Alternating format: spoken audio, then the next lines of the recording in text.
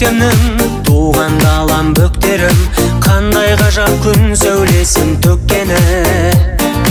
Наурыз келіп ән шырқалды көшесінде әр үйдің, естіледі үні сәбидің, пәк сәбидің. Наурыз келгенде шаттық қолар кеудеге, ажырайды жүректер өктеменен шерденде. Наурыз келгенде шаттық қолар кеудеге, наурыз күніне жетсін көптен думан көргенге, көптен думан көргенге. Наурыздағы күн керек, жанға тәтті жыр керек, ән күйменен көңіліміз гүлдеме. Қомағына түрі сұнған жайсаң мінез халқының, нұр жайласын дәйім әр күнін, әрбір күнін. Наурыз келгенде шаттық қолар кеудеге, ажырайды жүректер өкпеменен шерденде. Наурыз келгенде шаттық қолар кеудеге, наурыз күніне жетсін көптен думан көргенге, көптен думан көргенге. Наурыз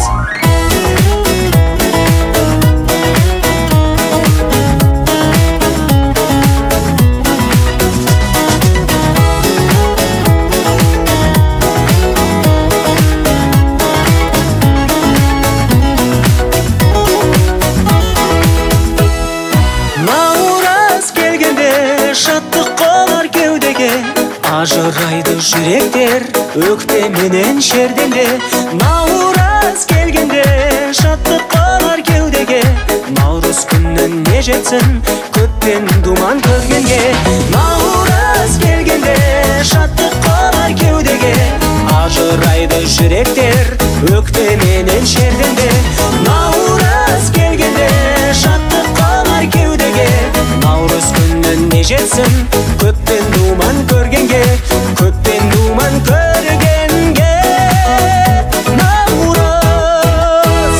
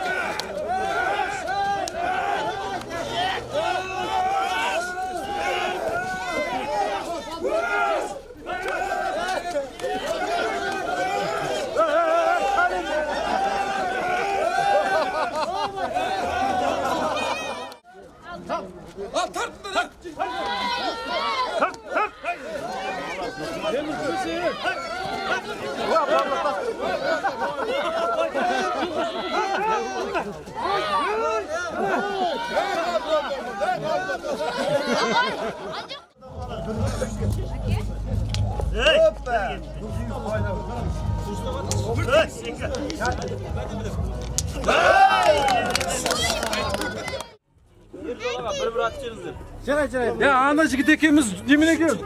Finalga chiqmaymiz mana ikki jigit. Kaz. Qalay turdi? Ishda. Ishlayapmiz. Shuncha o'ringa ketdingiz.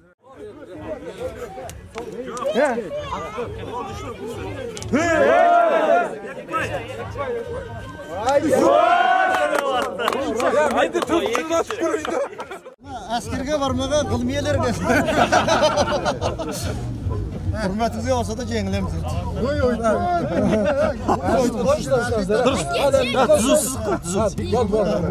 Bir, iki, üç ketdi. Basib turiblar. Haydi. Voy muğalım. Ko'tarib ketdi. Wow, jamjas qala bo'lmas. Baba, shamaga qarab bakayım-da, shamda. Yo'q, ana qo'm ustab turib bir-ikki beramiz. Buna sen, solay. Ahyalarda bir. Bayqangizlar, ha? 2, 3. Haydi. Voy. sen gönder bu adamı. Sallayız mı? 1, 2, 3, 4. Nalarning qismini ko'rsa bo'ladi. Tağı vurma geç tağı.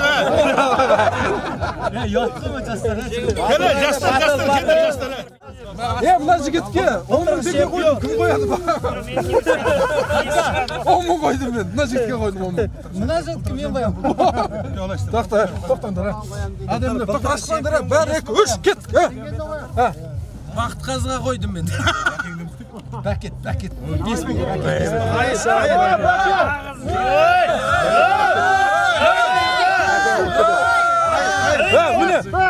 Jiberib borib Toza final bo'ldi bunday.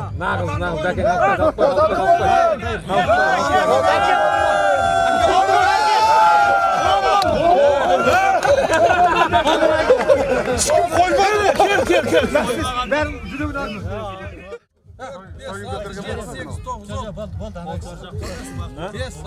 Vay bakan gözünce 25 sikim Jiberib borib qo'shimiz ha.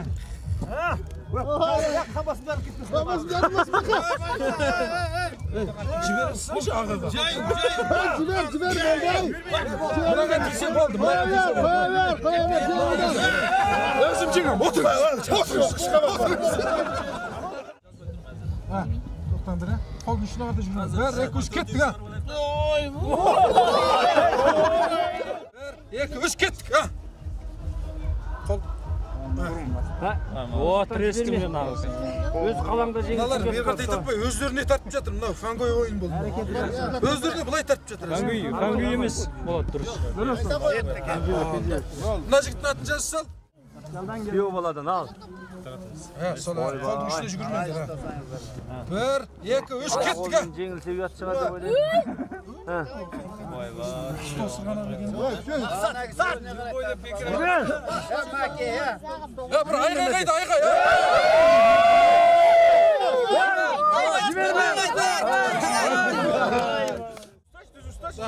Bir, iki, üç ketdik ha. Tekinem de ekevinin kışten Ya ekan. bırağında qo'ngni kite qo'ysa basamay qo'yadi. Ovaldiqim жерге сөйтіп. Aya bitibmiş. Bundan bulay basatdı. Haydi ya. Jiber. Hop kişi. Haydi. Ya kurmanlar olay da.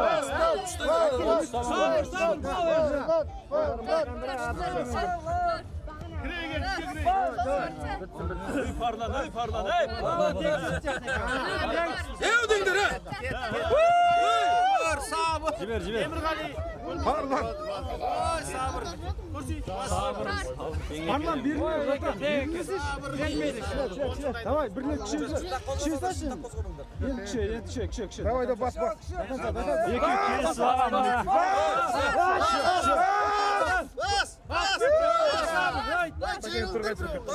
Jigitning namusi. Kudur. Jiberme ha. Kudur. Jiberme. Takım mısın?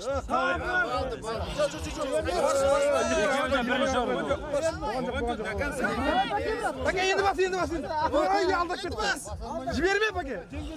Jiberme. Ha, jengildirmi? Eki kelsi bagam birga birinchi bo'lamiz. Ya endi жаңағы екі жұп жеңген тағы bir.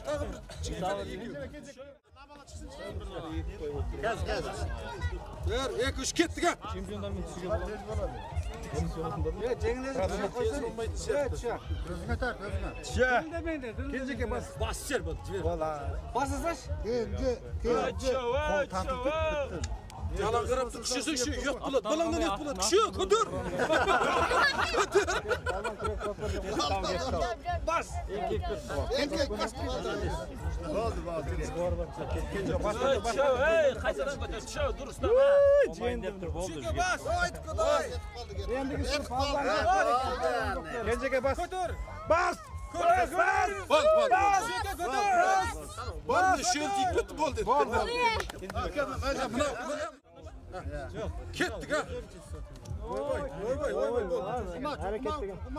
Bak şuraya biraz salayışım buna jigitke. Bo'ldi, әңгіме жоқ. Ha bu caz bize jazasan. Ha, kuchliroq biraz salmasa, ha siz. Sınahan gezdilen belgilegen koy. Özgür çakırta. Denemen basqanda sen otursun. Baspen basıp adam. Başlayabiliriz. Kim çıkar birinci yok. Kır götürüyorsun ha.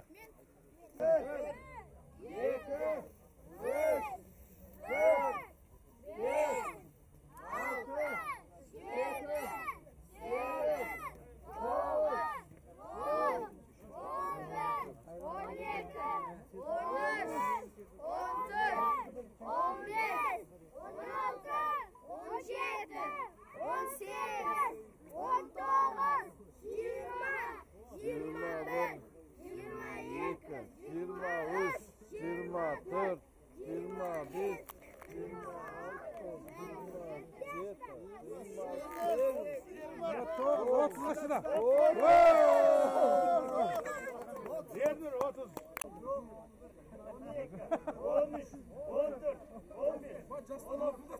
Ағайын енді бүгін өнердің мерекесі бағана ортамызға кеп Қазақстанның еңбек сіңірген мәдениет қайраткерлері жұлдыздары бастап гүл күнестің келіні болған Гүлзира Бөкейхан ханым, одан кейінгі мынау Құрманбек Риза келіп осы жерде тамаша әндеріменен құрметті қонақтарымыз бірінші дастарханды керемет думанға бөлеген.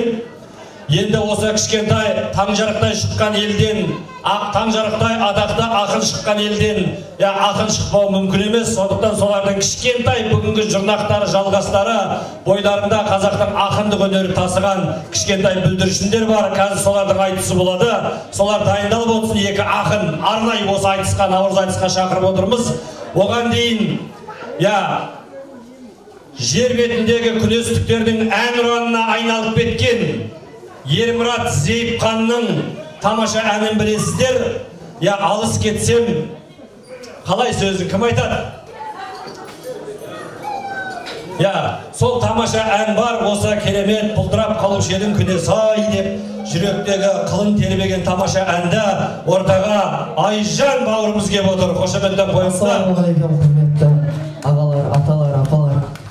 Ұлы соң болсын, наурыз мерекелеріңіз құтты болсын. Құрметтеріңізге Ермұрат Зейіпхан ағамыздың күне саян қабыл алыңыздар. Бауырыма бір барып, келейінші күне сай. Көзім алды тымтанып, енейінші күне сай.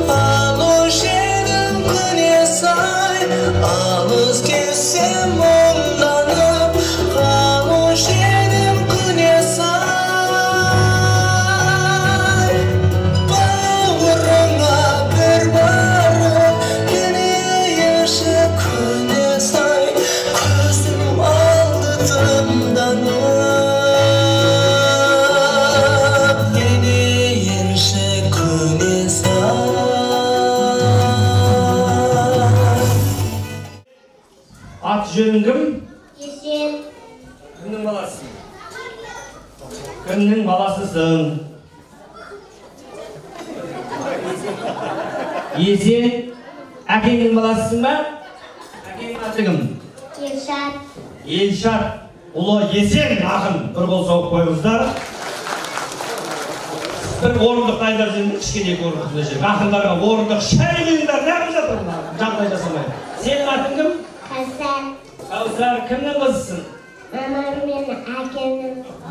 Мамам мен әкеңнің қызысың. Әкеңнің аты кім? Ербол. Ой, бәрекелді. Ербол. Я, енді мына жерге орындық дайын. Отырыңыздар, құрметті ақындар. Я, ордан ашыңыздар. Енді бұл сұрақын айтыс болайын деп жатыр. Түрі жаман айтыс болатын түрі бар. Қай ақын бастайды? Жігіттен бастаймыз ба? Ал кеттік ендеше, жібер.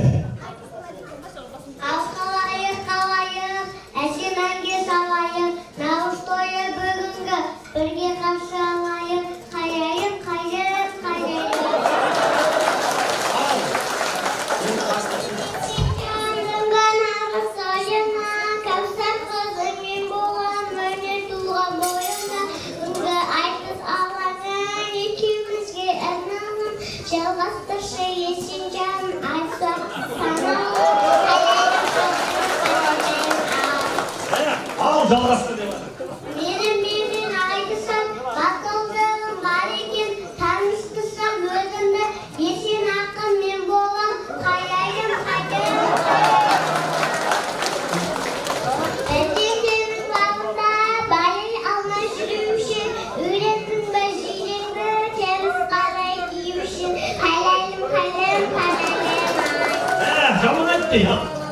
Кәусар кімге көресің, өзің мені көресің, оңға кейін қиналып, санай алмай жүруші, қайрайым, қайрайым, қайрайым. Аңғырдасып жүруші, таңда ашып күлуші, есім деме, есен ау, мама деп жылап жүруші. Жаман айтты, ал не? Ол нағыз бәріні татулыққа шақырған, тоқтатпасақ айтысты, сөз қалған ба ақыннан, қайрайым, қайрайым, қайрайым. Ой, бәрекелді, тоқтатпасақ айтысты сөз қалған ба ақыннан дейді. Ой, бәрекелді, қолдау қошеметтеп қойыңыздар. Ал кеттік бірге. Ойы салтымыз, аман болсын халқымыз, ұлыс ол болсын, ақ мол болсын, наурыз құтты болсын, қайрайым, қайрайым, қайрайым. Ай, бәрекелді, бүгінгі наурыз тойдың ең кереметі осы болды деп ойлаймын. Екі ақынға қолдау қошеметтеп бата беріп шығарып салайық. Рахмет ақындар, тең түсті, не берген құттықтау. Сыйлық дайындап қойыңыздар, қазір марапаттаймыз. Я, таң жарықтың бүгінгі ізбасарлары мынаны жүрсін ағам көрсе алып кететін шығар. Я, ұлы айтысқа дайындала беріңіздер, Алла бақтарын жансын. Я, ұлы таң жарық бабамыздың дарынын берсін. Я, жырын берсін, сырын берсін, қандай керемет ағайын. Я, Алла қабыл етсін тілектерімізді. Құдай тілгөзден тақтасын осы бүлдіршіндерді. Астан дәмнен наурыз көжерін алып отырмыз.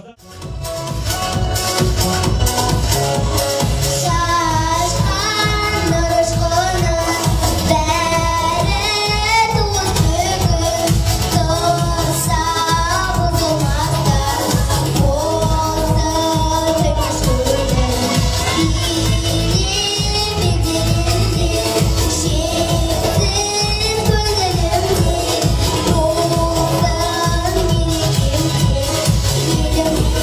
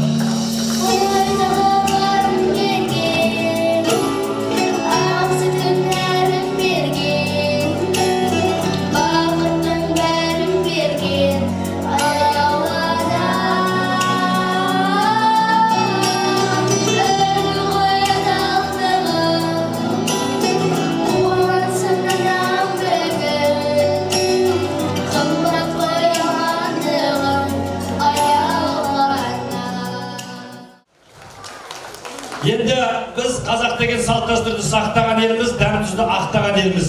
Бүгін шын мәніндегі рухани жаңғыру болып жатыр.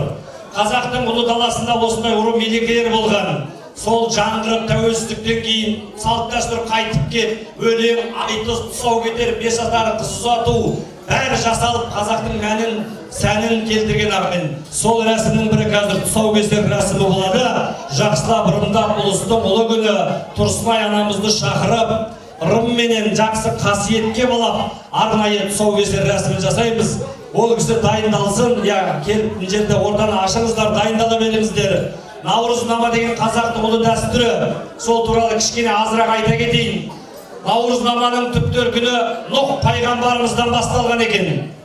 Жер бетін топан су басатын кезде ұлы Алла тағала Нұхқа білесіне тапсырма береді. Аңғыс жан жануардан бір жұптан кемеңе сал, кеме жасап соларды құтқарасың, ол саған парыз деп. Сөйтіп Нұх пайғамбар аң, құс бәрінен бір жұптан алып, үлкен алып, кеме жасап, алып топан суға дайындалады. Содан топан су басқанда, сол Нұх пайғамбардың кемесі топан судың үстінде жүзіп қалықтап, қасиетті қазақ жеріндегі Қазығұртқа келіп тоқтаған дейді аңыз бойынша. Қазығұрттың басында кеме қалған, ол әулие болмаса неге қалған деген сөз содан қалған ағайын. Содан жер бетіне түсіп, аман қалған кезде Нұх пайғамбар қуанып, бар азық-түлігін шығарып, қараңдар, тағарының түбін ақтарып, әр қайсысына не қалады, бәрін тайқазанға салып, ас пісіріңдер дегенде, бір қалтаны ашса, бір жапырақ ет шығыпты түбінен. Келесі қалтаны алса, бір уыс бидай, келесінен бір уыс дән, ан жақтан тұз, мына жақтан тағы да бір дәмдер шығып, барын қазанға салып, енді ниеттеніп араластырып жатқанда, ұлы Алла тағала көріп айтты дейді. Нұх пайғамбардың пейіліне риза болдым, азды көбетіп жатыр деп періштелерге бұйрық беріпті. Барып Нұх пайғамбардың қазанына Каусар суынан құйыңдар, береке дарытыңдар деп. Содан періштелерге қазанға Каусарды құйып, береке дарытып, араластырып, үлкен керемет көже болыпты дейді. Содан сол жердегі бүтін адамдар, жан жануар, аңғыс, бағанағы көжеден ішіп, береке дарыған көжеден бәрі мәз-майрам болып өстіп, той-тойлапты дейді. Сол кезде алақан жайып Нұх пайғамбар Алласына, Раббысына шүкірлік айтып, аман қалдырғаның үшін деп тілек-тілеп бата беріпті дейді. Мына бата беру дәстүрі көже ішу ұлы далаға осылай тараған екен дейді ағайын. Сол дәстүрді жасап отырсыздар бүгін, жаңғыртып отырсыздар, құтты болсын. Өркен Мұсабектің шаңырағында келген Мұсабек ақсақалдың кішкентай немересінің тұсауын кесейік деп отырмыз, ардақты ағайындар. Өте қуаныштамын, мына қасиетті күні, ұлыстың күні, мына кішкентайымыздың тұсауын кесу мен үшін бір мақтаныш. Бір бата беріп берейін. Амин. Қаз балам, қадамыңды жаз балам, тұсауыңды кесейін, қадамыңа қарайық, басқаныңды санайық, қаз балам жүре ғой, жүрегің иманға толсын, миың ақыл парасатқа толсын, басқан қадамың сәтті болсын, болашағың балдай тәтті болсын, ең болмағанда мендей жер шарлайтын мықты азамат бол. Амин. Allah kabul etsin. Al жақсылап сізлер деп кесе қойыңыздар.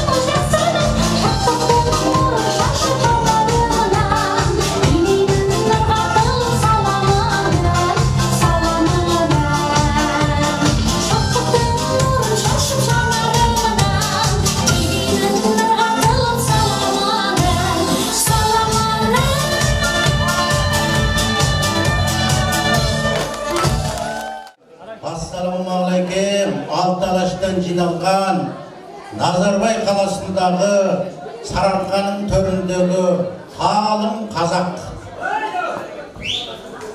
Бәрің абыройлы, бәрің ғажап.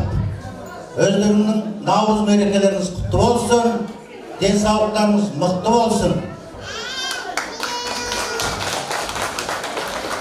Наурызды тойлап отырған көпшілік ағайынды, туыс, келіндер барлықтарының мына Наурыз мерекелеріңіз құтты болсын. Наурыз мерекелеріңізбенен құттықтаймын.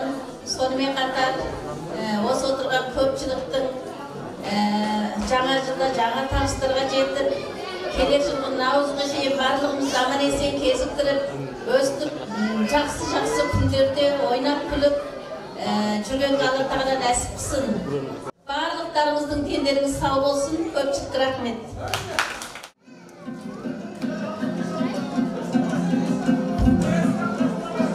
Zamanında zulay ver, jarlığında sın olmaydı, arığa darılında ya. Ürüv geldi, bürüv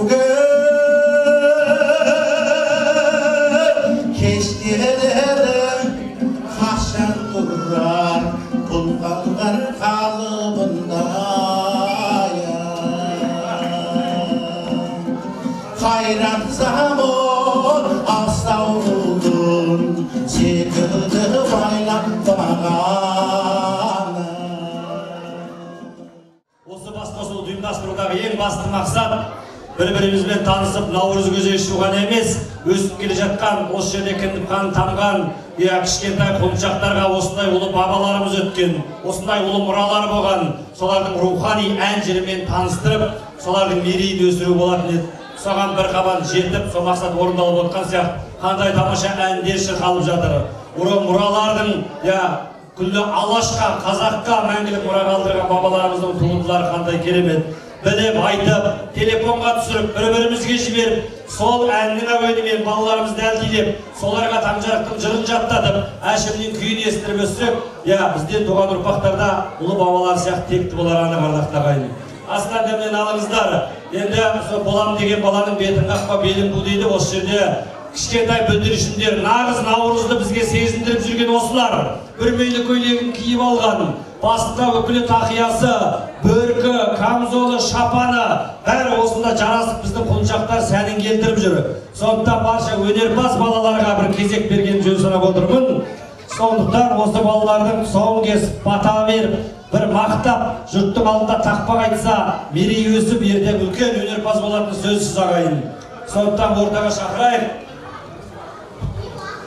Барша ән айтам, тақпақ айтам деген бүлдіршіндер ортаға келсе деп ойлаймыз. Қанат, Қайрат бастаған біздің, осындағы бүлдіршіндерін шақырайық. Қайрат ағамыздың баласы осында Қанат деген азамат өзінің бөркін киіп, ақ костюмін дайындап, баяғылардың сал-серілері сияқты келе қойып. Қатар-қатар тұрамыз, тақпақ айтамыз дегендер. Танысамыздағы тақпақты бастаймыз. Бірінші бастайтын Қанат Қайратұлы. Қандай тақпақ айтасың? Наурызға тілек деген. Наурыз айы туғанда, ала биен қолында, ала тауға сыймасын. Қара биен қолында, қара тауға сыймасын. Үйің алды той болсын, қораң толы қой болсын. Қазаның қайнаған кілкілдеген май болсын. Айың тұрсын оңыңнан, күнің тұрсын соңыңнан. Мал менен басын, кең өсіп, кетпесін дәулет қасыңнан. Ай, азамат, Қайрат, Қайратұлы Қанат. Жазушылар жазып барыңыздар. Келесі, таныс болайық шеттен. Сен есімің кім? Бақыт Бейбарыс. Бақыт Бейбарыс. Наурыз той тамаша, Наурыз той жаңаша, табиғатта тамаша, тамылжып тұр жараса.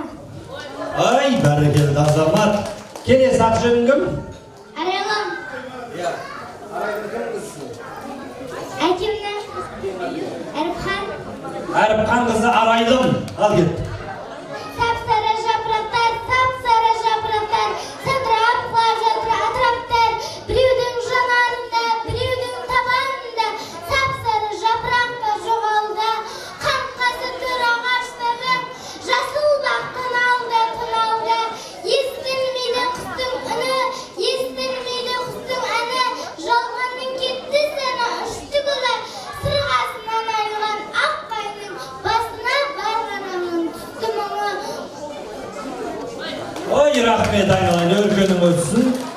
Келесі, атың кім? Толғанай. Ата мен апамның. Жаным, атасы мен апасының қызы Толғанай. Қандай тақпақ айтасың? Мен ән айтам. Айта қоя, кеттік ал. Әнші болу арманым, әнді жаным сүйеді. Неге мені естісе, анам қабақ түйеді. Сәби кезде бәріміз естіп өсті келмеспен. Әнмен бірге әмінген бесік жырын күйетін. Мен анамның қардай аққызын, мен анамның балдай тәттісін. Еркіндікті сүйіп бола берсін биік арманымның бақ құсай.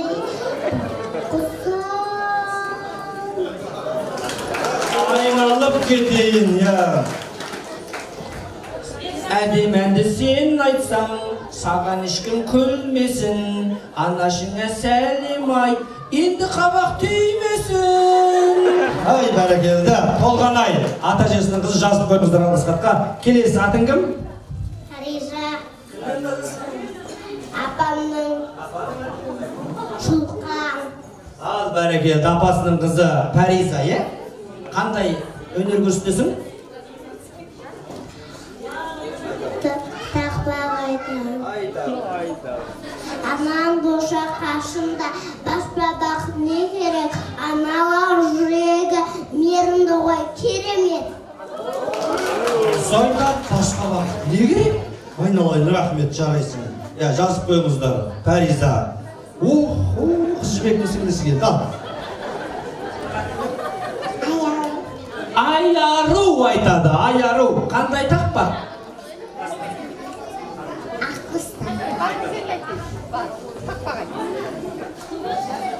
Мен анамның қандай аққысы, мен анамның балдай тәттісі. Еркіндікті сүйіп қола берсін биік арманымның бақ құсы.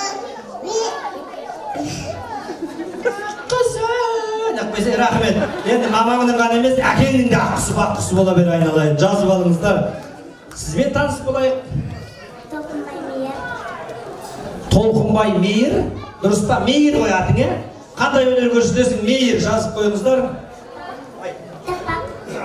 Оятып шыңмен асқарды, үйретіп мұзбен аққарды, нұрландырған даланы, наурыз көктем басталды. Қошемет, басталып атыр. Болды ма? Рахмет, айналайын. Ойба, Баян сұлудың сіңлісі келді енді, ал. Кішкентай Баян сұлу. Атың кім? Жансая. Қандай тақпақ айтасың? Шақайнаты бедем жиді таптан ғазим, шұңғып бедем мұнда-татты баласым. Керемет тақпақ болды. Атың кім? Жаная. Жанаят? Ой, жаным, қалай сөйлейді? Қай жерінен сөйлеп жатсың? Ана жаққа тізілді. Ой, бәрекелді. Жанаят келіп, ортаны көріп кетті. Өнеріне атасы сеніп кетті. Тақпағына атасының жүрегі еріп, пенсиядан 5000 теңге беріп кетті. Рахмет, Мына сәукелесінің өзі 10.000 теңге тұрады ғой, ата. Рахмет, жалғастырайық әрмен қарай. Келе қояйын. Айтқан жоқсың ба бағана? Атың кім? Қарақат. Қандай өнер көрсетесің? Тақпақ айтам. Қарақат. Жазып отырыңыздар, тақпақ ал кеттік. Қазақстан. Жақсатанды демейсің, сүйемесең. Табағатын тәңірім емесең. Адам күні қиылмаған. Ақыт өзіңе сүйемесең. Қазақстан, пай. Сен менің шолпанымсың жанған ұдай. Өзіңе өмір сүрген қандай бақыт. Өмірің махаббат арманым ай. Біліңдер, Қазақстан жамандан бүгіндер біліңдер. Жүректегі энергияны тасып атыр. Не деген күшті айтасың? Пай. Рахмет, айналайын. Қарақат, жазып қойыңыздар. Жігітпен таныс болайық, аты жөнің кім? Тұрсын Айбарыс. Тұрсын ақын Айбарыс. Тұрсын ақын Айбарыс сөйлейді, бұл қай барыс деп бәтті. Ал, не айтасың? Жүрегіміз жайнатқан сіздер ғой, ол аналар. Зор денсаулық молдығы тілейміз біз балалар. Жаным айтқаның есін. Айбарыс есімі таныс болайық. Менің аттым Ағабек Фатима. Аты Фатима, е? Фатима, ал, қандай өнер көрсетесің, айта қойды? Айтамын. Ел таңбасы елімнің, неткен айбат әдемі. Неткен айбат әдемі.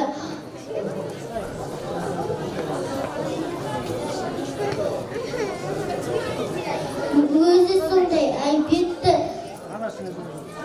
табылады ел таңбасы. Қуандық қызы Айым, дұрыс па? Ай ару. Қай ару деп тұрсам, ай ару емесің ғой. Қандай тақпақ айтасың?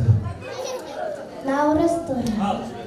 Күн мен түн теңелді, жер шуаққа келеді, қуанышты еледі. Наурыз келді салтымыз, көгерсін деп қалқымыз, біршіге танıyды. Ой, жаным, рахмет. Қуангүл мамаң айт, наурыз күзі дайындасын, үйіне барамыз кешке. Сенің атың кім? Менің атым Араш Ділдә. Араш Ділдә. Араш Ділдә. Қандай өнер көрсетесің? Мен тіл туралы өлең айтайын деймін. Тіл, туған тілім, ана тілім айбарым, бұзылмаған қаймағым, тұра берер желбіреп, көк аспанда байрағым. Ана тілім келім, сен суғар жүрегім, тілмен бірге көркейген, мен елімді сүйемін. Ана тілің киелің, жасай берсін ұл елім, ана тілдері тақпақ айтқан, бізде мен де сені сүйемін. Рахмет айналайын жаным. Келе ғой, келесі. Бар ма? Атың кім еді? Кәусар. Кәусар ақын. Ал, не айтасың? Наша Жұбанайттың анама деген өлеңін айттым. Өмірімнің қап-қараңғы түнінде еш немеміз өмірме түсінбе, онымен сол, өтпені сол, айырмас күші сәсіздесін білмес күнімде. Құшағын қалдың сүйдім сен анан, ренжу жоқ барлық сөзін жаңадым, ыстық суық күнге жерге тигізбей, асап сақтап болдың адам баспаным. Түнде тұрып түнде қылды төртпін, түне шыққасым аз сөрін, аз күлдің, ұран самиян қарыма шайтанға, екерімді ойламастан келдім. Жаным бердің қарашығын қылының, сенің қыстың дедім тәтті болың, жаным анам жібек болды, ақылы жан болың, ақ батымды деп қой. Шіркін, не деген рахметі. Ақжан атаңа соны жаттатқан апайыңа да мамаңа рахмет сәлем айтменен. Ақын қызымыз бағанағы. Ақынды енді бөлбай жаруға болмайды бұл ұлы ақындарды. Әріптесі Кәусарға қарсылас болып оңай емес. Маған жаман айтты ғой саған. Ал, сен атың кім еді? Есен. Есен ақын. Ал, не айтасың? Аналардың мерекесі. Тездет. Мерекесі аналар. Мерекесі аналардың. Мерекесі қыздардың. Осы күні апаратын шоғы бар ұлдардың.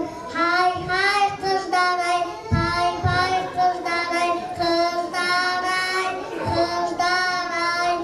Қыздар сұлу қыздар бебелейді тапсаны. Нақшері біздің ұлдар құттықтайды ән салып. Хай қыздар-ай, хай қыздар-ай, қыздар-ай, қыздар-ай. Қыздар-ай, не дейсіңдер енді, бә?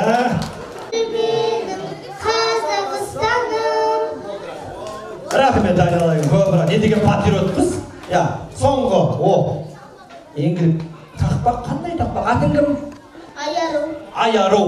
Жазып қойыңыздар, ал.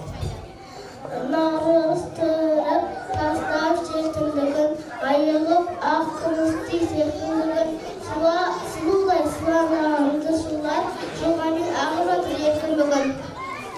Бәрекелді, рахмет. Қол соғып қойыңыздар, бүлдірушілерге көп рахмет.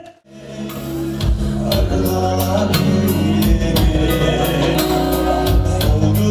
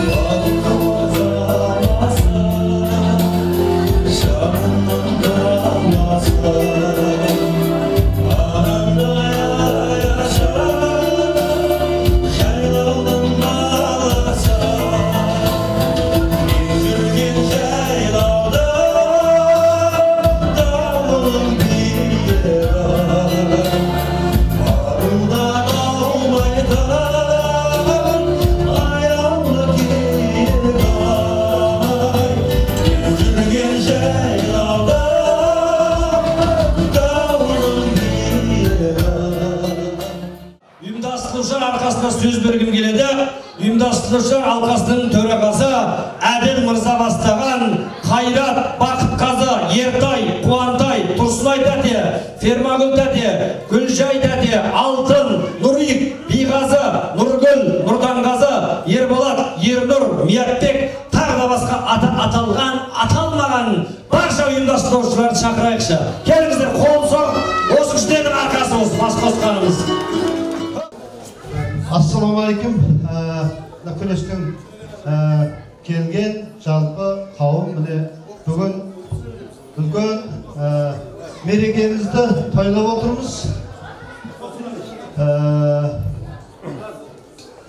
Осы азаматтардың және өздеріңіздің қолдауыменен осы наурыз өтіп жатыр. Бұдан да ары қаратай жалғасын табады деп ойлаймын. Келген қадамдарыңызға көптен рахмет айтамын. Наурыздарыңыз құтты болсын. Рахмет. Мына кісілерді енді бәрі сөйлесе тілек ниетіміз бір. Дегенменен осы кісілердің еңбегі біздің арамыздан қалып қойған кісілер осы ренжімесін атата алмаймын. Бірақ көп болып көтерген жүк жеңіл дейді. Барлығының өзіне лайық міндеті бар. Жалғыз аттың шаңы шықпайды дейді. Осы кісілердің арқасында осындай әдемі кеш болды, наурыз болды. Енді мен түйіндейтінім, біздің ортамызда ерекше айта кететінім, менің бір екінім бар, Бақытқазы, Биғазы, алдыға шықсын. Осы азаматтар менің артымнан ерген жақсы інілерім. Екеуі де оң қол, сол қол, менің келешек ізбасарларым. Қате тұрып апты екеуі. Алла разы болсын. Жаңадан бергі концерттік бағдарлама осыны біз түзуге де бір ай уақыт кетті. Оңай емес. Басқасы салып бірден кетті деп ойламаңыздар. Осының арасында біраз шаруалар біткен. Өзіміз білеміз.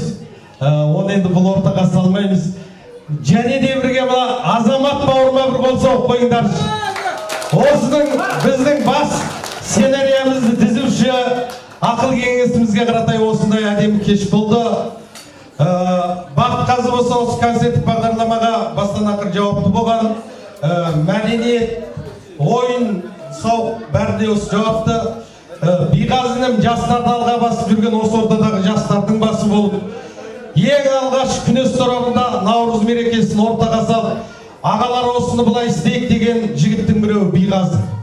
Әзірде белсенді қызмет атқарып, Алла жазса, енді мен орнымды беріп қалсам 1-2 жылдан кейін осы Биғазыға беремін. Рахмет. Бір-екі ауыз сөз. Шереп құрметті көпшілік, енді наурыз деп жатырмыз ғой. Біз бұл өзіміздің мүддемізге жеке пайдамыз емес, атадан балаға қалып келе жатқан бір ұлы мереке болғаннан кейін осы ұрпақтарымыз көрсін, ұрпақтарымызға қалсын. Бұны біз істейік, біз бастайық, соны ұрпақтар арқатай жалғастығын табады деп, бұны сондай үлкен идеямен бастағанымыз. Құдай шүкіршілік жаман болған жоқ. Біз 3-ші кезең өткізіп жатырмыз міне. Ол және осы еңбек істеп жатқан қыз жігіттердің арқасында, және осы көпшіліктің арқасында елге не аламыз емес, не береміз деп келген осы азамат пен азаматшалардың арқасында осы наурызымыз жылдан жылға жақсы болып өтіп жатыр деп ойлаймын өз басым. Арткен жері болса, айбетпейсіздер, кешіресіздер. Енді қалған жері болса толықтап жүресіздер. Тек барлықтарыңызға рахмет. Алла жар болсын. Бастарыңыз аман, дендеріңіз сау болсын. Наурыздан наурызға аман-есен жете берейік. Аман болайық. Мен бұл кісілердің сөзін ары жалғасы ретінде айтайын. Бұл кісілер айтып жатыр. Биылғы бір ерекше қуанатын жайтымыз. Биылда осы жайылып жатқан дастархандарыңыздың шығынын осы жақта атын атауға әбден болады. Ертай, Бексұлтан, Ерсін, Ержол, Нұрик, Нұрсал шын атын Нұрик деп қоямыз. Қастер. Міне бүгін Тұрсынжан ағамызда мәртіп танытып не жасап жатыр. Бұл кісіге де үлкен рахмет. Осындай жігіттеріміздің арқасында жаңағы жылқымыз бар, басқа да осындай дастархан шығындарын көтеріп алып, сіздердің қалталарыңызға жеңілдік жасап, тек қана өз орындарыңызға осы мейрамхананың орнынан ғана келіп отырсыздар. Ал мына басқа шығындар осындай міне мәрт жігіттер көтеріп алды. Жомарт жігіттер. Осы жігіттерді бір жаңа аталған жігіттер мүмкін алдыға шақырып қоюға әбден болатын шығар. Иә, Ертай аға бастаған Ержол.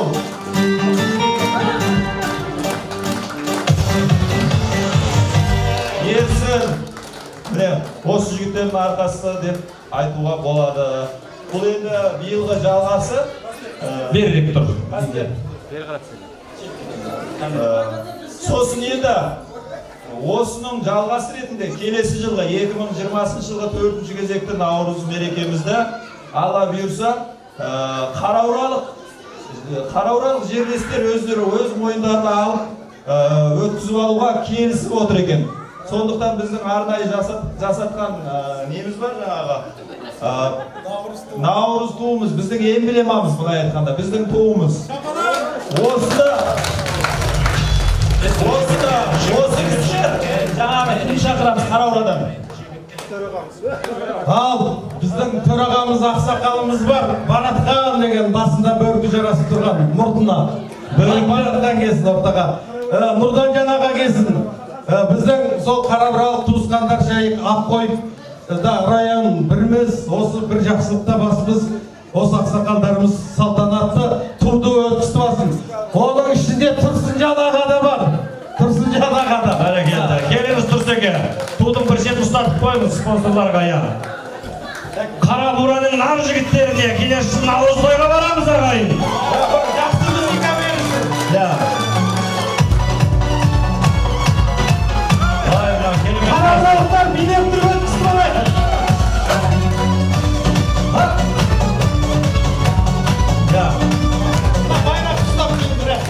Бір фотоға түсіріп алды, естелік болсын. Ол кеше айтқан мен қоссам әрен 20 мың қосам деп баратқан. Бөрікті киетін жігіт көрікті дейді оған. Тамаша азамат екен бәкен. Менің жездем ғой баратқан. Рахмет. Ал енді осы біздің Қарабурамыздың ақсақалы болған үлкен басымыз, осы ағаларымыз ана жақта отыр, бірақ бәрін шақырып уақыт бермедік. Енді осы кішілердің ішінен біреуі салтты туымызды өткізіп алып, келесі жылы қалай өткізуге бір ант берсін. Ал бәрекелді. Ал құрметті жиылған қалайық, міне ата-бабамыздан жалғасып келе жатқан осы бір Наурыз тойын, келер жылға Наурыз тойын біз үстімізге алып, халқымызды қалауы бойынша барлықтарыңызды разы қылып өткізуге шын күшімізді шығарамыз. Барлықтарыңыз тойға келіңіздер. Той қыласын, тойдан кенде қылмасын. Барлықтарыңыздың бастарыңызды жақсылық бола берсін. Жақсылықпен кезігейін. Ал дедім жауып. Мынау қуанышты хабар болды. Демесе де осы өзіміздің Қарабуралық бауырлар атсалысып жүр екен, жаңа байқадым аттарапқанда. Әлбетте біз үстімізге алып, жылдан жылға жақсы өткізуге тырысамыз. Келер жылы ең жақсы Наурыз болады деп уәде айтамыз. Бәрекелді.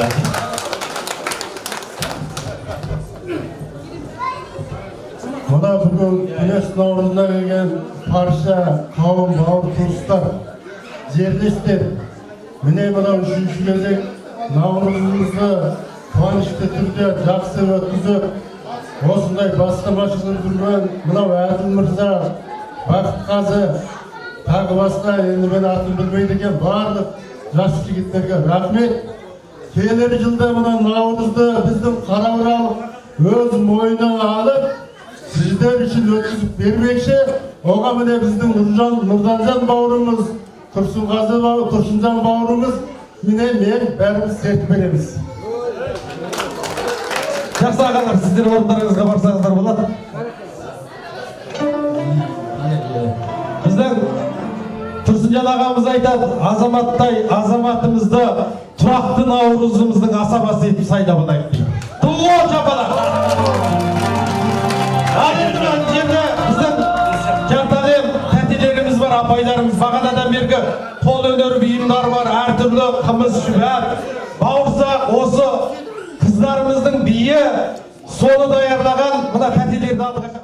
Туыстығандар мына наурызымыз өте жақсы өтті, үшінші ретке наурыз мерекеміз құтты болсын. Осы наурыздан айырмасын, барлығымыз отбасымызда осындай жақсылық болсын. Аман есен келесі жылғы наурызымызға осы гүл жайнап барлықтарын келе берулеріңізді өтетеміз. Başka elleriniz sağ olsun. Tekrar aman dileriz. Elimiz aman koktulduk aslında yer verip büyük. Baş şirkin, aytkanımız gelsin. Жақсы, ең алдымен мынау наурызға келіп қатысқан барша өзімнің туысқандарым, жерлестерім сіздерге үлкен алғыс. Бүгінгі наурыз керемет деңгейде өтті деген ойдамыз. Әрине, сонымен қатар өзімнің мынау 8 келініме үлкен рахмет айтамын. Осы уақыттарды шығарып, осы 8 келіннің жолдастары, күйеулері, балаларын бағып, осы келіндердің жаңағы кішкентай биге машығуына уақыт бергеніне үлкен рахмет. Деген уақытымыз кішкене аздау болып қалды, 7-8 сағаттық машық. Енді келесі жылы бұдан да амандық болса көлемдірек болады деген үміттемін. Рахмет. Құрметті туыстар, туған күнге қадамдарыңызға ұмытылсын және тараған жатыр. Бәріміз өте қуаныштамыз тарағанымызға тойымызға. Және де біз еңбектеніміз демейміз, топпен болып жатқан той. Барлықтарыңыздың отбасыларыңызда жақсылық болсын. Және біз мынау келесі жылдың той басталуын өз мойнымызға көтеріп отырмыз. Және де осындай дүбірелі той болуын, барлықтарыңыздың күлкіден езулеріңіз жиналмай, күндеріңіз тоңды болып, аман естен жастан жас қосып, бастарыңызға бас қосып, мерекелі болсын деп сіздерге құттықтау айтамын. Және келесі тойға қалмай келіңіздер, барлықтарыңызға бүгіннен бастап шақырту. Тұрсынжан Тоқай, Астанадағы күрестіктердің Аздауырын мерекесінде ауылдастар арасында өткен қол күрестен бірінші орын алған үшін деп жатыр.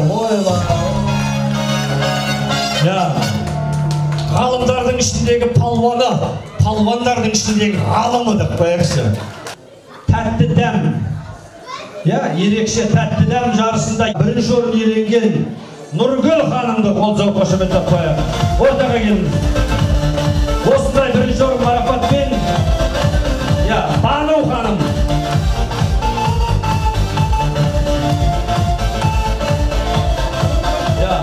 Бану ханым қайда? Бірінші орын. Тәтті дәм. Қолын алып жақсылап беріп қойыңыз, фотоға түсіп қойыңыз, рахмет. Осындай керемет мәнін келтірген Майнұр ханым. Алғыс хатымыз бар. Енді қолөнер бойынша бірінші орын Гүлжай ханым. Осындай бірінші орын марапат Жұман ханымға. Жұман аяқ киім бойынша азамат, қолы алтын шебер. Жұман деген біздің керемет шеберіміз бар. Осындай қолөнерден алтын апайымызға да алғыс хатымыз бар, келіңіз. Бұл кісі ақындықтан емес, бүгін қолөнерден алып отыр десін. Келесі осындай бірінші орын Пермагүл апамызға, тәтемізге, Пермагүл тәте, алғыс хат. Осындай әдем алғыс хат мәтіні ән би бойынша келіндер тобы, қазақтың келіндер ай. Арқан тарту бойынша Нұриктің тобы, бірінші орын. Келе беріңіз Нұрик, арқарай айта берем сіздер, бере беріңіздер. Осындай мәтін Әнжан тобы, екінші орын. Үшінші Кемелбек тобы, есім аталған кісілер алып кетіңіздер тез-тез. Келесі Гіртасын көтінуден бірінші орын Батыл. Не деген қанша көтерді? Батыл бірінші орын Гіртасы. Әрмен қарай. Екінші орын Нұрсұлтан гір көтеруден. Үшінші орын Ернұр. Екінші орын кешіріңіздер. Екінші орын екеу екен. Үшінші орын Батыл. Тағы да Ернұр. Үшінші орын гір көтеру. Үлкен Ернұр. Дегенау Ернұр. Балшық Ернұр. Келесі жарыс үшінші орын. Қандайдан? Ауыр көтеру. Гіртасын көтеруде мақсат. Жетен ба? Ой.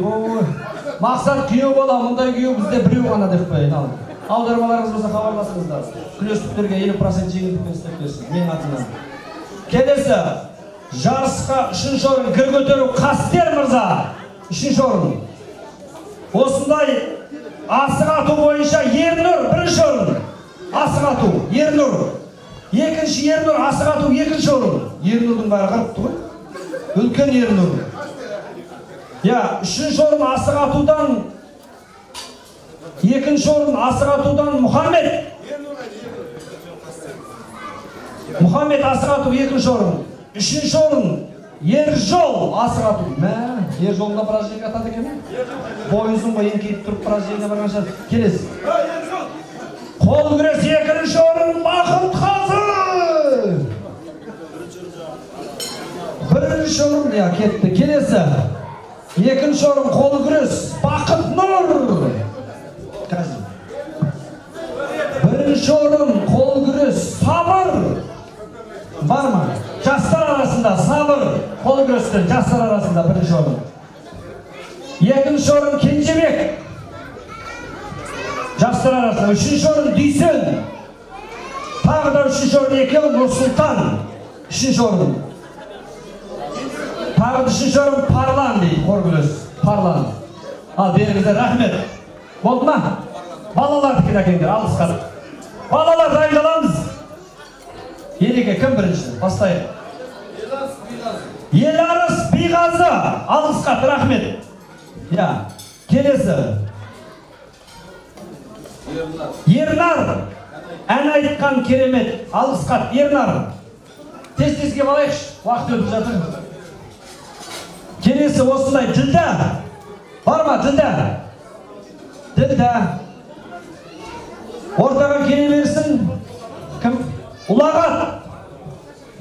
Ділда, Ұлағат бар ма? Ділда. Кімдік? Мамасы шыға беріңіздер жоқ болып атса. Ұлағат бар ма? Ұлағат Серікжанұлы. Алыңыз.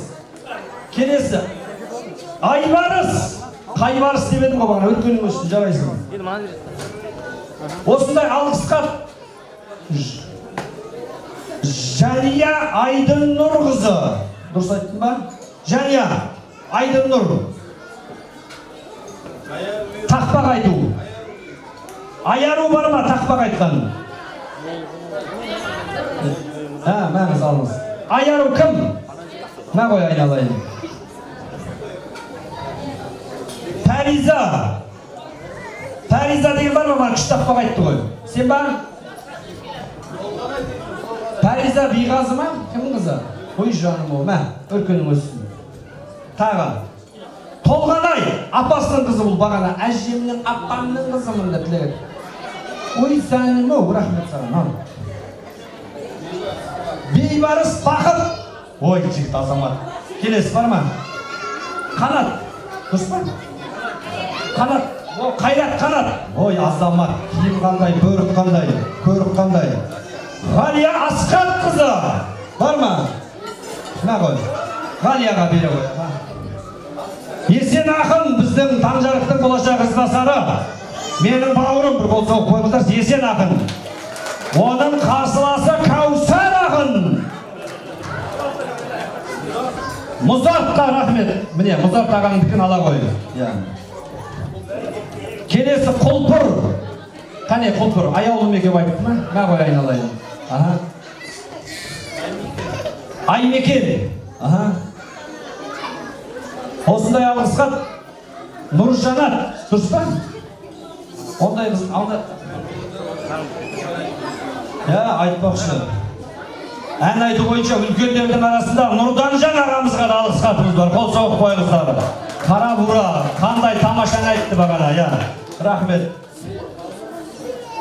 Арнайы Алатау етегінен келген Сейт бауырымызға да алғысқатымыз бар. Рахмет.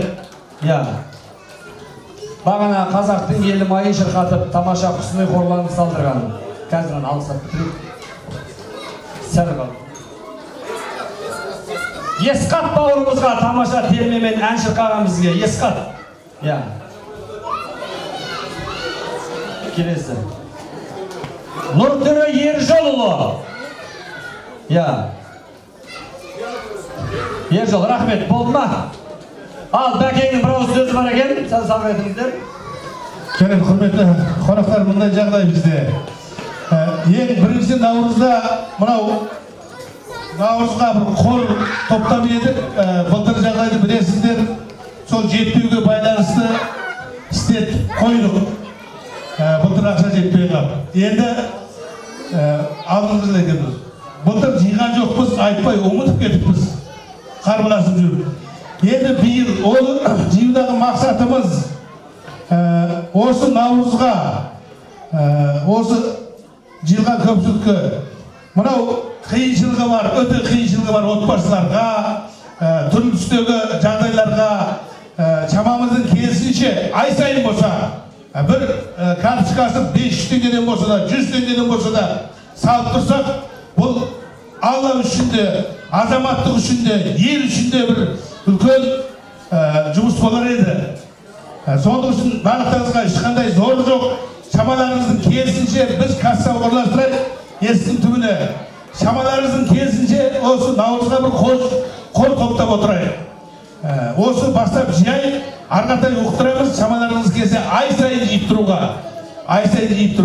Өйткені түрлі түстегі қиыншылықтар, келіп жатқан бауыр туысқандарға, басқа да оқуға түсе алмай жатқан оқушылар болса, осындай жағдайларға істесек деген бір үлкен ойымыз бар еді.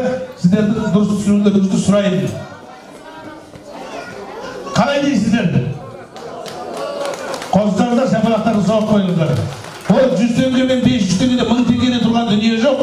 Тек қана сауап үшін, көмек үшін жинастырсақ, ертең бәріміз жақсы болар еді. Жақсы, рахмет. Бәрекелді, Гүл-Гүлдестіктердің мәдениет министрі Бақыт Қазы мырзаға бір қол соғып қойыңыздар. Енді қор ашпады, жақсы ниеттен болатыр. Ертай екеуміз ортада қалып, алғысқа тапсырватырмыз. Бұл керемет жігіт қазақтың, бағанағы жомарт жігіттердің қатарында екен. Және бұл мен білетін текті әке. Бір айта кетейін, Айбота Ертай қызы дейтін осы кісілердің құлыншағы үлкен қазақ елінің жалауын биікке көтеріп жүр. Былтырғы жылы Малайзия елінде өткен Азия чемпионатында Қазақстанның республикасының атынан шығып, дүниежүзілік гран-при чемпион болды. Одан кейін сол биыл тағы үлкен байқауға қатысып 2019 жылы Венгрия және Греция өтерінде өтетін халықаралық жарыстардың лауреаты атанып соған жолдама алды. Сондай текті ұрпақ тәрбиелеп отырған Ерекеге де қол соғып қояйықшы. Рахмет Ереке.